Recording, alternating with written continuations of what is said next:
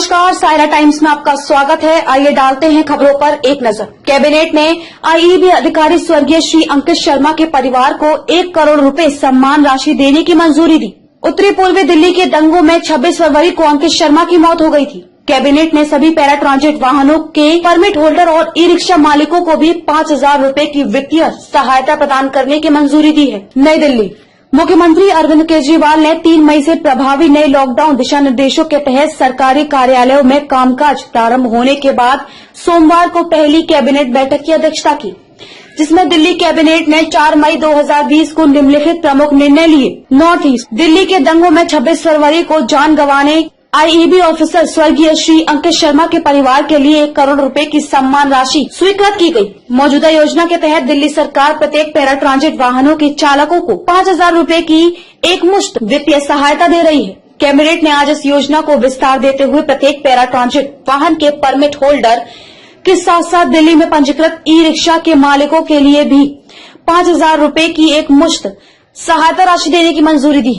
इस निर्णय के तहत पैरा ट्रांजिट वाहनों के 60,000 से अधिक परमिट धारकों और दिल्ली में पंजीकृत ई रिक्शा के मालिकों को लाभान्वित किया जाएगा। यह स्पष्ट किया गया कि पैरा ट्रांजिट वाहनों के परमिट धारक जो पहले से ही पीएसबी वेज धारक थे, वे मौजूदा योजना के तहत लाभान्वित किए जा चुके हैं।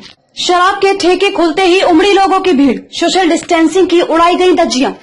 लगभग 40 दिन तक कोरोना काल में देश भर में शराबियों ने जहां अपने मन को मारकर बिना शराब का सेवन किए लॉकडाउन का पालन किया, ऐसे में उनका धैर्य काबिले तारीफ रहा। लेकिन 3 मई को जैसे ही शराब के ठेके खुल जाने की खबरें मीडिया में प्रकाशित होने लगी, शराबी भाइयों के मुरझाए चेहरे मानो खिल उठे हों और एक दिन पूर्व ही शराब खरीदने की चमक उनके चेहरे पर दिखाई देने लगी।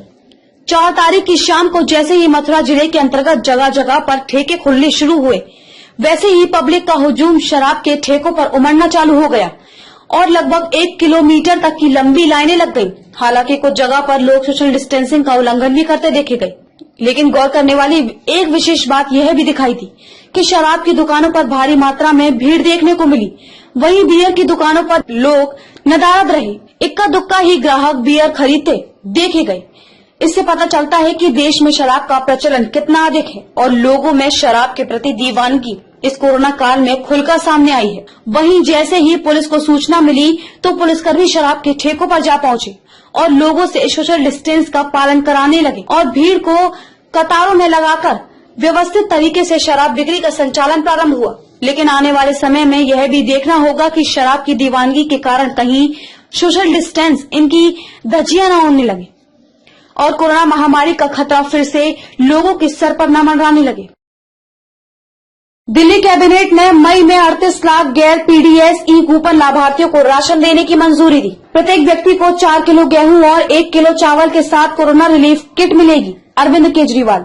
नई दिल्ली, मुख्यमंत्री अरविंद केजरीवाल ने 3 मई से प्रभावी नई लॉकडाउन दिशा निर्देशों के तहत सरकारी कार्यालयों में कामकाज प्रारंभ होने सोमवार को पहली कैबिनेट बैठक की अध्यक्षता की। दिल्ली कैबिनेट ने गैर पीडीएस कार्ड धारकों मई माह के लिए राशन देने की मंजूरी दी है। दिल्ली मंत्रिमंडल ने मई में 38 लाख गैर पीडीएस कार्ड धारकों के लिए राशन की मंजूरी दी, जिन्होंने ऑनलाइन प्रक्रिया के माध्यम से राशन ई कूपन के लिए पंजीकरण किया गया था। प्रत्येक व्यक्ति को 4 किलो गेहूं और 1 किलो चावल दिया जाएगा और हर परिवार को कोरोना रिलीफ किट मिलेगी, जो पीडीएस कार्ड धारकों को दी जा रही है। कोरोना रिलीफ किट में 1 लीटर रिफाइंड तेल, 1 किलो छोले चने, 1 किलो चीनी, 1 किलो नमक, 200 ग्राम हल्दी पाउडर, 200 ग्राम धनिया पाउडर, 200 ग्राम मिर्ची पाउडर और 2 बार साबुन होते हैं। दिल्ली की एनसीटी सरकार कोरोना लॉकडाउन अवधि में यह सुनिश्चित करने के लिए प्रतिबद्ध है कि कोई भी भूखा न रहे।